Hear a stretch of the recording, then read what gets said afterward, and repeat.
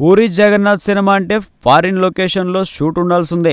ఒక్కో సినిమాకు ఒక్కో లొకేషన్ ఎంచుకుంటారు. హీరో బాలకృష్ణతో తొలిసారి చేస్తున్న సినిమాకు ఆయన ఈసారి పోర్చుగల్ను ఎన్నుకున్నారు. త్వరలో యూనిట్ అంతా పోర్చుగల్కు పయనమవుతుంది. ఇప్పటికే 50% షూట్ పూర్తి చేసిన సినిమాకు టైటిల్ ఇంకా ఖరారు కాలేదు. ఈ రోజు నుంచి హైదరాబాద్లోనే ఓ పాట చిత్రీకరణ ప్రారంభించారు. గుండెల్లో గోలీ సోడా అనే మాస్ సాంగ్ను బాలయ్య తదితరులపై చిత్రీకరిస్తారు. ఆ తర్వాత సినిమా షూట్ పోర్చుగల్కు షిఫ్ట్ అవుతుంది. పోర్చుగల్లో 40 రోజుల పాటు షెడ్యూల్ ఉంటుంది.